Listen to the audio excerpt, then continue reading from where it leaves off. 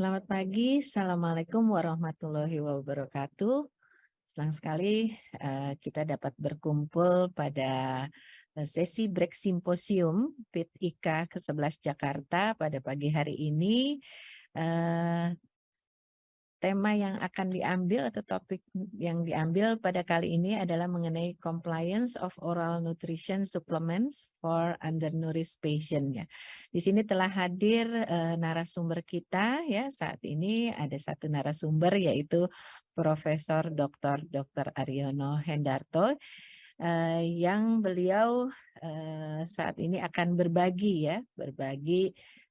materi yang akan kita dengarkan sebentar lagi. Untuk topik Prof. Aryono kali ini, tentu saja para peserta dapat menyimak dan bila ada pertanyaan nanti akan bisa ditulis di kolom question and answer. Mungkin akan kita bahas setelah acara ini pemberian materi selesai. Baik, kita akan mulai, tetapi sebelumnya saya juga menyapa dulu Prof. Aryono. Selamat pagi, sehat Prof. Aryono? Selamat pagi Prof. Dewi, Alhamdulillah sehat. Iya, Semoga Prof. Dewi juga sehat. ya, amin, Prof. Aryono. Ya, kami juga berterima kasih kepada mitra kita yang mensupport acara ini, yaitu PT Laboratories Ordesa Konimex ya. Yang merupakan mitra IDAI juga. Baik, kita akan mulai saja sesi pemberian materi pada saat ini yang akan dibawakan oleh Prof. Aryono. Sebelumnya saya bacakan dulu CV-nya beliau. Mungkin Prof. Aryono mengambil studi Fakultas Kedokteran mulai dari S1 sampai menjadi guru besar di FKUI dan juga pernah fellowship di Pediatric Nutrition di Amsterdam. Saat ini Prof. Aryono merupakan staf divisi nutrisi metabolik Departemen IKA FKUI RSCM. Baik, kepada Prof. Aryono dipersilakan untuk memulai. Silakan Prof. Baik, terima kasih Prof. Dewi atas introduksinya. Saya mohon izin untuk menayangkan PowerPoint saya. Mudah-mudahan sudah terlihat ya Prof. Dewi ya. Sudah Prof, silakan. Baik, seperti yang disampaikan oleh Prof. Dewi, saya mendapat tugas untuk menyampaikan topik mengenai kepatuhan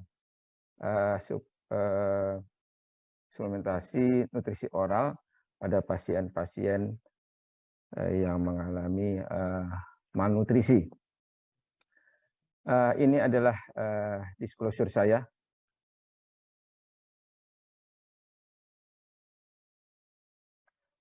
Sejawat sekalian, kita ketahui bersama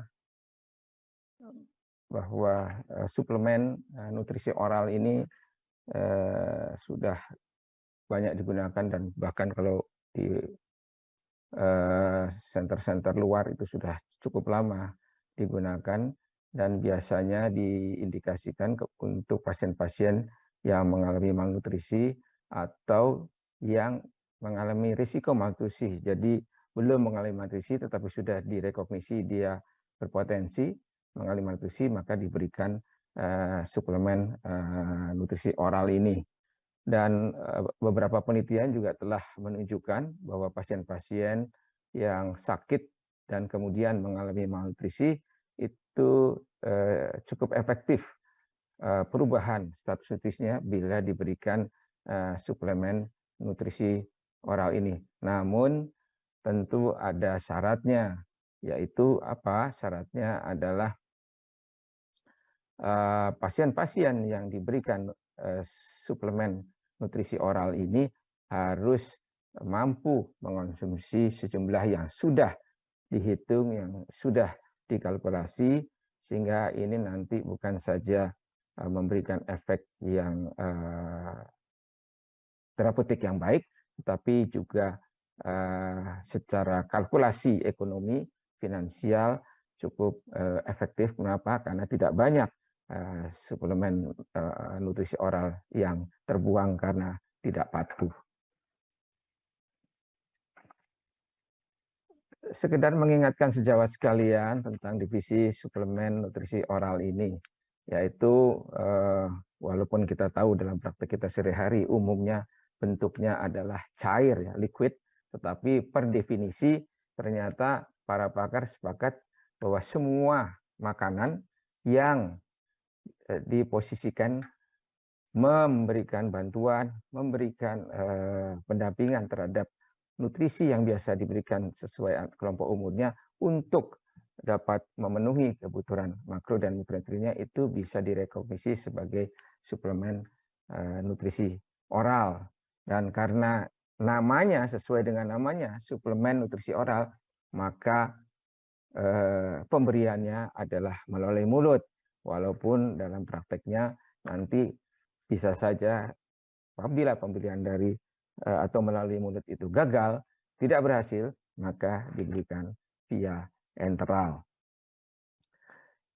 Sedangkan fungsi dari suplemen nutrisi oral ini ada beberapa menurut literatur.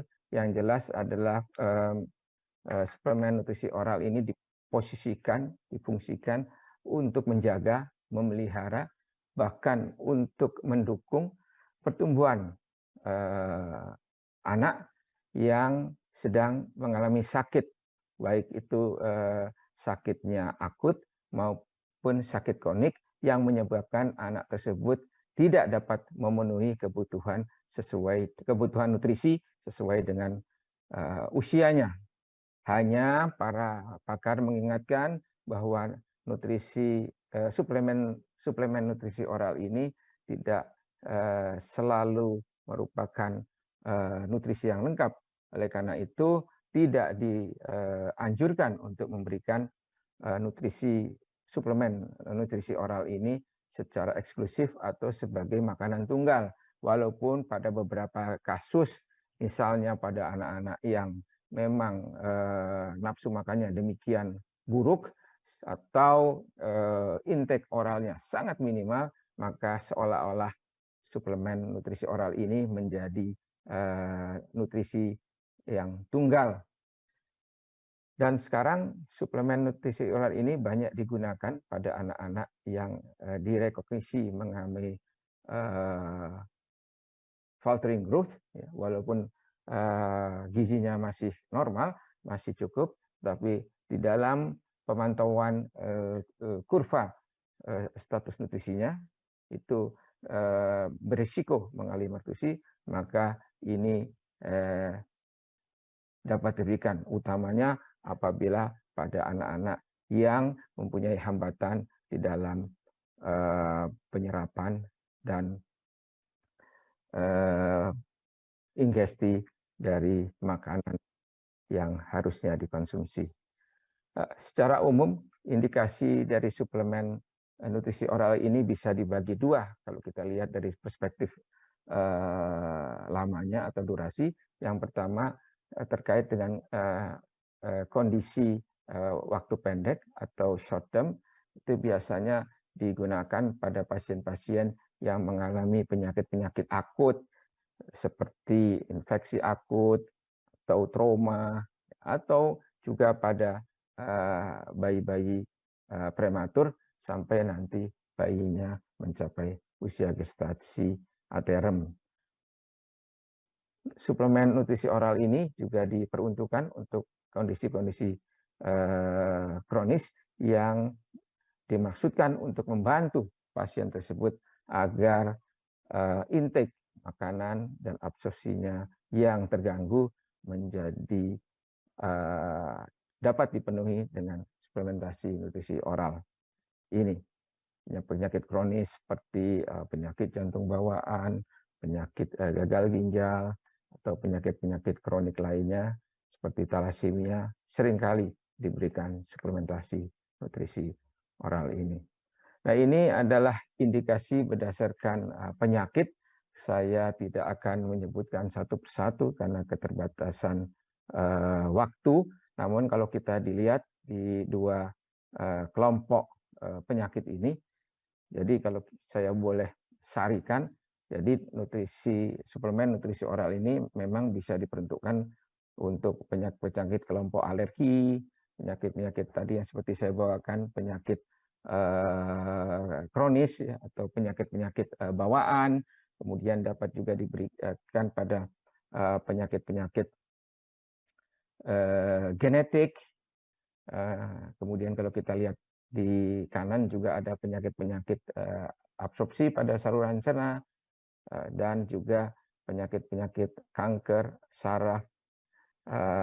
Itu merupakan indikasi-indikasi yang dapat diberikan suplemen nutrisi oral ini.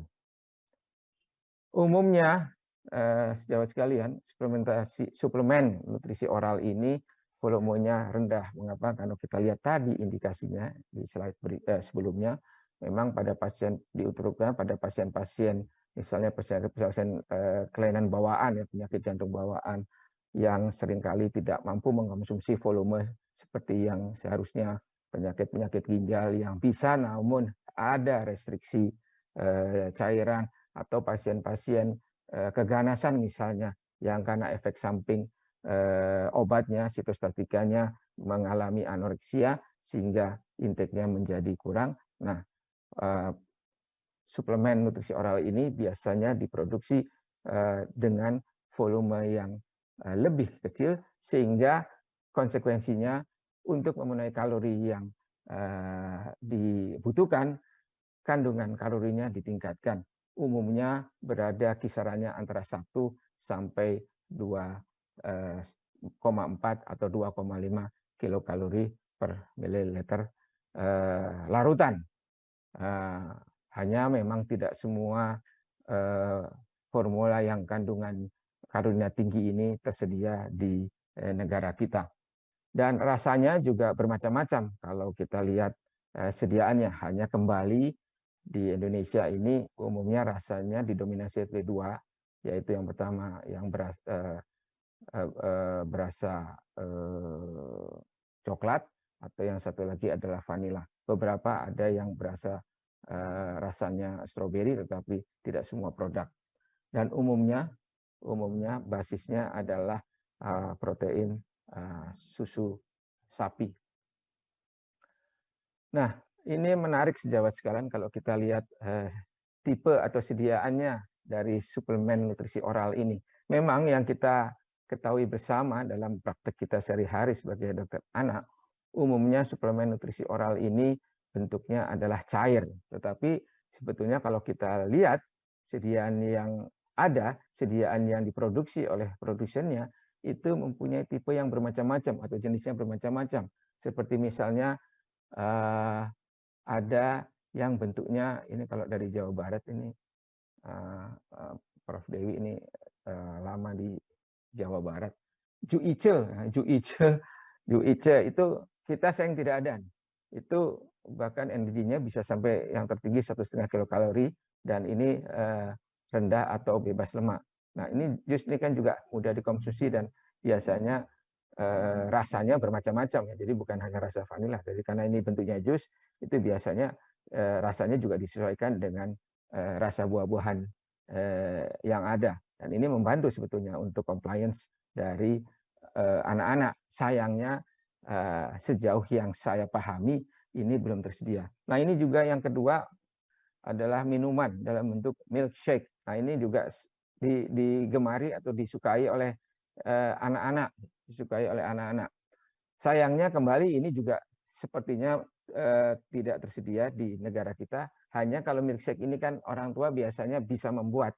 Jadi dalam praktek sehari-hari saya juga biasanya menyarankan orang tua untuk yang anaknya kebetulan harus menerima suplemen nutrisi oral ini membuat milkshake. Kandungannya bahkan ada yang sampai 2,4, tetapi sekali lagi di negara kita yang tertinggi itu hanya 1,5 kilokalori per mililiter. Jadi dengan kandungan yang 1,5 ini kita bisa membuat milkshake sehingga tidak perlu bahan yang tinggi, sehingga cukup ekonomis. Nah, ini yang ketiga yang paling banyak sekarang ini tersedia, yaitu dalam bentuk bubuk, yang kalau di negara produsennya atau negara-negara maju itu bahkan kandungannya sampai 2,5 kilokalori per mililiter. Sayangnya di kita sekali lagi hanya yang tertinggi baru 1,5. Tapi dari powder ini kan bisa dibikin larutan, bisa juga dibikin milkshake. Ya. Kemudian, nah ini juga menarik, ada yang bentuknya sup. Sup ini bahkan ada dua, sup yang sudah dalam bentuk jadi cair, dan ada sup yang bentuknya bubuk dalam saset, kemudian nanti dilarutkan dengan air. Ya. Sayangnya, apalagi ini yang sup, ini tidak tersedia di pasar kita. Ada lagi yang bentuknya makanan semi solid itu umumnya bentuknya bisa cairan ya semacam apa? Cairan tapi yang kental, semacam yogurt ya, semacam yogurt, bukan yogurt tapi semacam yogurt kekentalannya maksud saya. Atau juga bisa dibikin puding. Nah, ini juga puding ini digemari oleh anak-anak. Ya. Kemudian ada yang khusus diperuntukkan untuk pasien-pasien yang memerlukan protein tinggi. Ini bentuknya bisa jelly, bisa milkshake, ya. Kemudian volumenya kecil sehingga ini tidak akan membebani atau tidak menyebabkan kelebihan cairan pada pasien-pasien ginjal yang kita ketahui biasanya dilakukan restriksi cairan. Ada juga lagi yang bentuknya itu tinggi lemak dan tinggi protein dalam bentuk kecil. Nah, ini biasanya di dalam sase-sase. Salah satu contohnya adalah yang diberikan untuk bayi-bayi prematur sebagai suplementasi dari ASI. Ini salah satu yang high protein tadi sudah disinggung. Hanya ini dia. Ada juga yang seratnya tinggi di dalam suplemen nutrisi oral ini yang diperuntukkan pada pasien-pasien yang mengalami konstipasi atau pasien-pasien saraf. Dan yang terakhir tadi sepertinya sudah saya singgung, yang energy density-nya tinggi untuk pasien-pasien yang misalnya pada pasien-pasien yang mengalami gangguan pada saluran cerna karena ada tekanan mekanik, misalnya pada pasien-pasien gagal hati itu atau pasien-pasien kelainan bawaan di sistem hepatobiliar, itu biasanya karena enlargement dari hepar, kemudian secara mekanik menekan gaster. Nah, pasien tersebut sangat terbatas toleransinya terhadap volume, maka ini bisa digunakan. Ini sebetulnya sudah saya sampaikan tadi, bentuk yang tersedia di pasar kita, yaitu yang bentuknya bubuk, dan satu lagi ready for use yang di sebelah kanan. Sayangnya memang kalau kita lihat rasanya itu hanya didominasi oleh dua rasa, yaitu vanila dan coklat, dan satu dua produsen juga menghasilkan variasi lain dalam rasa stroberi. Tapi umumnya vanila dan coklat. Ketika saya tanyakan kenapa kok dominasinya ini, karena inilah dua rasa yang dengan survei itu digemari oleh anak-anak. Nah, saya masuk ke inti daripada topik kita, yaitu mengenai kepatuhan atau compliance. Memang banyak definisinya, tapi saya ambil yang terkait dengan compliance. Secara umum definisinya banyak, tetapi yang terkait dengan nutrisi ini, kepatuhan adalah kemampuan dari pasien untuk menerima sejumlah makanan dalam presentasi yang cukup dalam konsumsi sehari-hari sehingga bisa mendukung pertumbuhan anak tersebut. Dan tentu dengan bisa mendukung, kembali lagi ini akan menyebabkan efisiensinya terjaga karena tidak banyak nutrisi yang terbuang. Jadi kalau suplemen nutrisi oral yang diberikan banyak yang tidak diminum, banyak yang sisa, artinya compliance-nya kurang. Memang sayangnya tidak ada literatur yang menyebutkan berapa persen compliance itu dianggap ideal yang bisa dikonsumsi oleh pasien. Nah, ini saya coba mencari apa sih sebetulnya yang menyebabkan atau yang berperan dalam kepatuhan pasien terhadap suplemen nutrisi oral ini. Kita Mohon bisa maaf, bagi Prof. Aryono, 5 menit ya, lagi. kita Terima bisa kasih. bagi dua. Yang pertama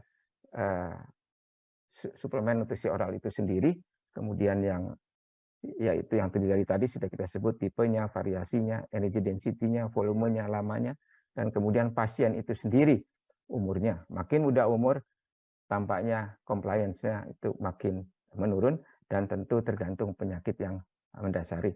Ini ada suatu penelitian yang pada kanker yang mencoba mencari faktor-faktor yang mempengaruhi, ternyata sama, yaitu kondisi di pasien dan juga suplemen nutrisi oralnya yang berpengaruh, utamanya adalah rasa dan teksturnya. Ini ada penelitian yang sudah agak lama sebetulnya, sekitar 25 tahun lebih, dilakukan oleh Fred Browns, yang mencari apa sih penyebab yang mempengaruhi compliance. Karena compliance ini terkait dengan pengosongan waktu pengosongan lambung atau gastric emptying. Dan apa-apa yang tertera di dalam layar ini adalah faktor-faktor yang menjadi kontributor compliance terhadap suplemen nutrisi oral. Nah, ini peneliti yang sama, Fred Browns dan kawan-kawan pada tahun 1995 meneliti kaitannya osmolalitas dan gastric emptying dengan compliance. Ternyata terlihat bahwa pasien-pasien yang mengonsumsi karbohidrat dengan osmolitas yang berbeda, itu gastric emptying-nya sama, kalau kita bisa lihat di grafik ini. Ini ada penelitian oleh Dr. Yoga dari Jakarta dan kawan-kawan yang dipublikasi di PDD Gastrohepatonutrition kira-kira 3 tahun yang lalu, yang membandingkan antara NOS 1,5 dan 1, ternyata yang 1,5 tidak jauh berbeda dalam hal compliance dan toleransinya. Ini penelitian dari Hubbard dan teman-teman yang diterbitkan di European Journal of Pediatrics 2 tahun yang lalu. Ini membandingkannya kurang lebih sama-sama kira-kira 1 bulan, hanya ini menggunakan kandungan yang lebih tinggi, yaitu yang 2,4 dibanding 1,5. Ternyata yang 2,4 itu juga compliance-nya, toleransinya, dan acceptabilitasnya tidak berbeda dengan yang kandungannya 1,5. Ini penelitian yang diterbitkan di Nutrien oleh meta-analisis yang dilakukan oleh peneliti Cina, yang menghasilkan hasil meta-analisis ini. Ternyata ONS ini atau suplemen nutrisi oral ini cukup efektif. Pasien-pasien ini di follow up selama 1, 2, dan sampai 3 bulan, membandingkan yang satu hanya diberikan suplemen nutrisi oral, yang satu suplemen nutrisi oral dan konsultasi diet. Ini kembali pada pasien-pasien onkologi yang tadi sudah saya sampaikan. Ternyata kalau pasien onkologi itu lebih senang dia yang NOS yang dasarnya itu susu segar. Ini penelitian di Filipina kalau tidak salah. Filipina yang melakukan penelitian selama 12 bulan pada anak 3-4 tahun, dan ternyata ONS yang diberikan bersamaan dengan makanan biasanya, itu intake makanan biasanya tidak terganggu. Dengan kata lain, NOS-nya ini cukup efektif dalam membantu meningkatkan status nutrisi. Nah, ini cukup penting sebetulnya, yaitu bagaimana penggunaan suplemen nutrisi oral anak pada dewasa pada anak. Ya, ini kita bisa intinya 2 ya. Yang pertama kita lihat osmolalitasnya, karena suplemen nutrisi oral pada dewasa ini umumnya juga bisa digunakan pada anak. Ada yang mengatakan di atas 5 tahun itu bisa digunakan pada anak di atas tahun, ada juga yang di atas 8 tahun, ada yang di atas 10 tahun. Tetapi yang perlu kita ingat adalah baca benar di dalam petunjuknya, karena setiap produsen diwajibkan untuk memberikan instruksi. Jadi kita jangan bertentangan karena ini nanti membuat konsumen menjadi ragu. Ini monitoringnya tentu seperti biasa, saya tidak detail. Yang penting NOS ini dihentikan kalau diet normal dari pasien tersebut sudah mencukupi untuk mendukung tumbuh kembang anak tersebut. Tetapi harus diingat, pemberian NOS ini juga bisa memfasilitasi apa yang disebut dengan taste fatigue atau kelelahan rasa. Ini terjadi apabila makanan seperti suplemen nutrisi oral ini diberikan terus-menerus dalam waktu lama, ya, apalagi dengan rasa yang monoton atau rasanya tidak berganti-ganti, atau jenis NOS-nya ini juga hanya satu. Nah, ini strateginya, jadi tidak boleh dipaksa. Ya. Kemudian orang tua atau caregiver-nya sebaiknya mencontoh sehingga anak bisa meniru, dan kemudian jangan dipaksa, dan makanannya NOS ini bervariasi. Seperti saya utarakan di awal, kalau memang NOS ini dengan oral gagal, ya tentu tidak ada cara lain, bisa diberikan via enteral. Ini hanya pemilihan 1-2 menit, Prof. Dewi, 1-2 menit. Ini tambahan saja bagaimana kita memberikan pemilihan. Jadi kalau fungsi gastrik normal, ya makanan biasa. Tetapi kalau tidak normal, mungkin bisa dipikirkan tentang formula elemental atau semi elemental. Seperti tadi juga, apabila ada restriksi cairan, maka kita coba mungkin pasien-pasien itu memerlukan NOS yang kaloриnya tinggi sehingga volumenya sedikit, atau formula-formula untuk penyakit-penyakit khusus. Demikian juga kalau memang ternyata ini diperuntukkan untuk pasien-pasien yang mengalami penyakit tertentu, bisa disesuaikan. Nah, ini yang saya katakan tadi, yang tersedia sekarang ini hanya 1 sampai 1,5.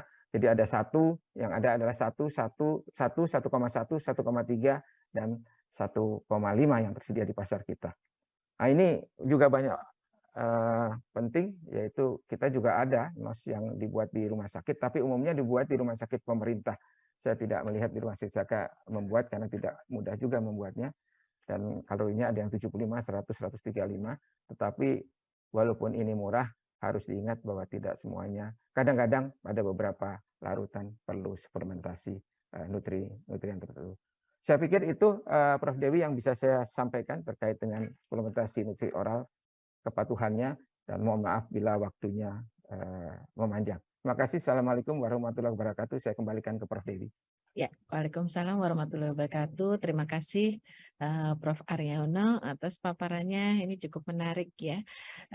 Baik, kita mungkin langsung saja ke sesi diskusi. Bagi para peserta yang ingin bertanya, silakan dituliskan ya di kolom chat ini.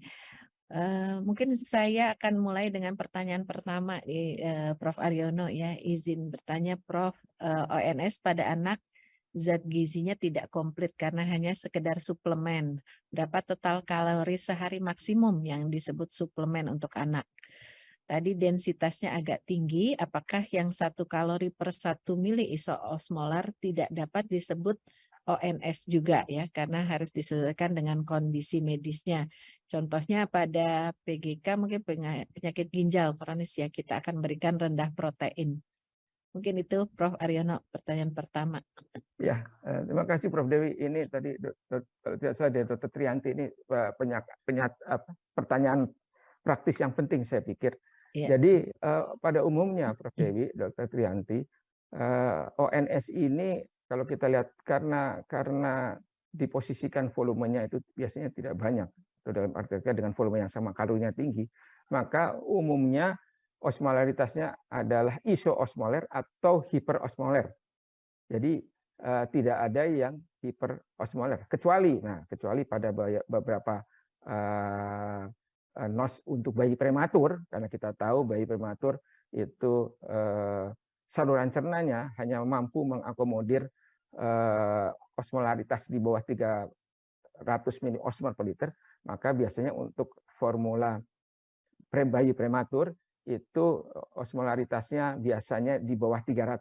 Tetapi tentu jadi ada konsekuensi. Konsekuensinya kalorinya juga jadi tidak terlalu tinggi. Itu mengapa untuk bayi-bayi NOS untuk bayi prematur itu hanya maksimal kalorinya 80 sampai 82 kilokalori per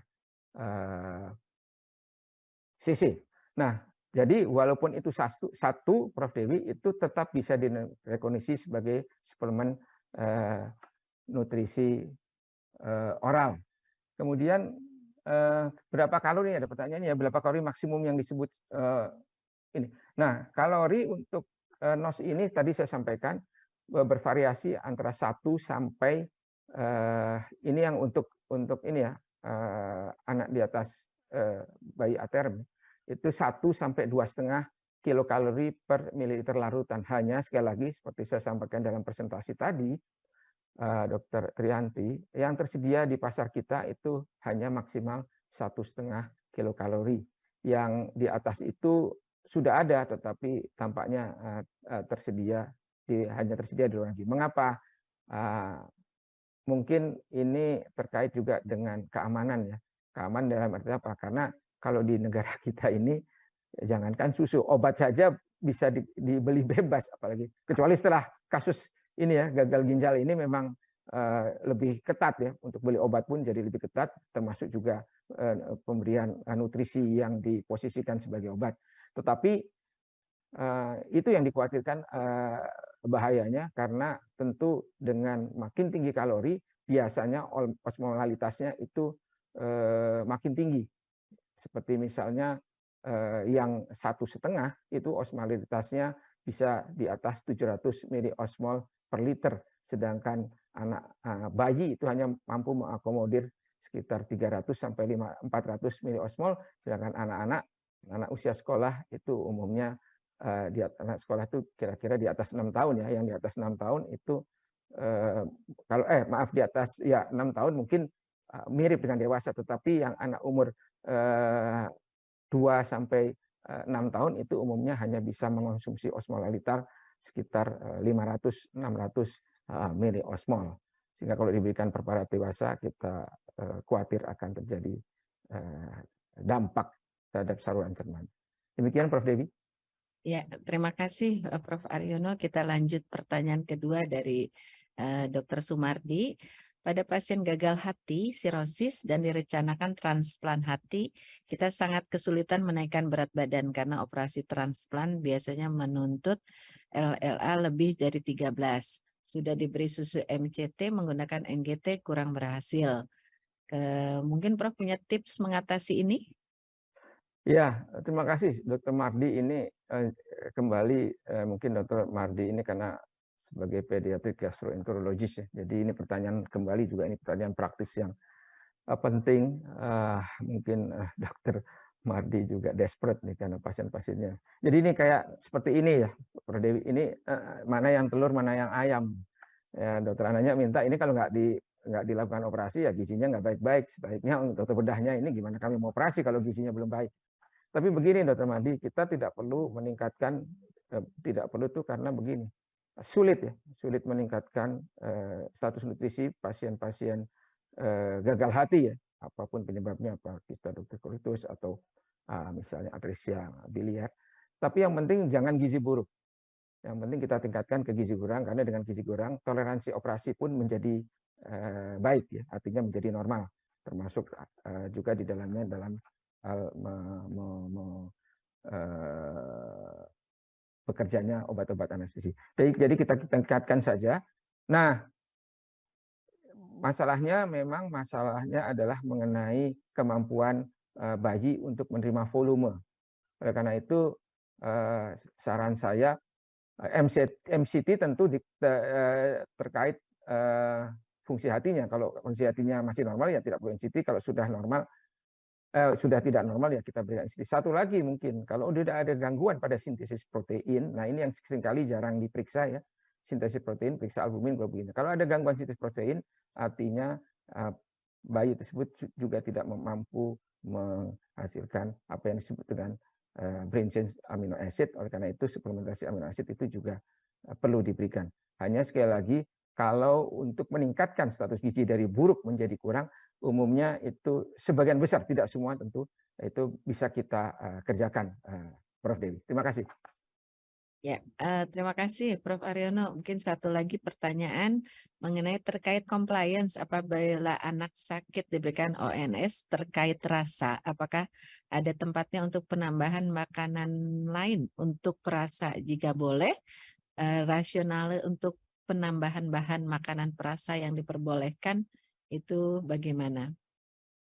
Iya, pertanyaan dari dokter siapa ini? Dokter. Dokter Samuel. Oke, pakaian teknologi juga penting karena mengenai rasa atau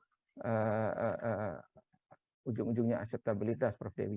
Jadi begini, saya asumsikan pertanyaan Dr. Samuel ini terkait dengan NOS yang liquid ya, bukan NOS yang non liquid. Jadi memang itu menjadi masalah, apalagi kalau NOS yang kita berikan itu biasa semi elemental atau elemental. Nah, yang banyak diberikan adalah semi elemental ya. Nah, semi elemental itu biasanya memang karbohidratnya dimodifikasi, yang tadinya lebih banyak laktos sekarang menjadi maltodextrin, proteinnya yang tadinya apa namanya polipeptida menjadi dipeptida, atau bahkan protein hidrolisat, lemaknya yang tadinya apa namanya PCT menjadi MCT gitu ya. Nah, ini memang jadi mengurangi rasa. Oleh karena itu bolehkah diberikan? Boleh. Apa yang diberikan? Nah, kalau ini NOS dalam bentuk liquid, yang dimaksud perasa adalah sebetulnya begini, yang menyebabkan anak tidak mau itu baunya. Bau dari atau aroma dari NOS ini. Oleh karena itu, kebetulan saya pernah mengikuti diskusi apa namanya dengan beberapa pakar terkait dengan compliance dan akseptabilitas ini. Nah, untuk nos-nos yang memang semi elemental yang rasanya kurang enak, itu waktu itu ada pembicara dari UK, dari Inggris, itu mereka memberikan essence, Prof. Dewi. Essence kita tahu, Prof. Dewi mungkin sering masak kue ya, essence kue. Ini essence kue. Bisa dalam bentuk bubuk, bisa dalam bentuk cair juga. Rasanya ya macam-macam. Ada yang vanila, ada yang stroberi, ada yang coklat, tergantung preferensi anak. Berapa jumlahnya? Jumlahnya tidak ada ketentuannya. Pokoknya kita cobakan saja, kita berikan, kemudian kita hirup. Kita tuh ininya ya, pengasuhnya ya, baik orang tua maupun yang bukan orang tua. Kalau kita kemudian cium aroma dari nosnya ini sudah tidak bau, kalau bahasa Jawanya tuh Prof. Dewi, perengus seperti aslinya, nah itu artinya sudah cukup apa namanya esensinya, dan itu bisa diberikan.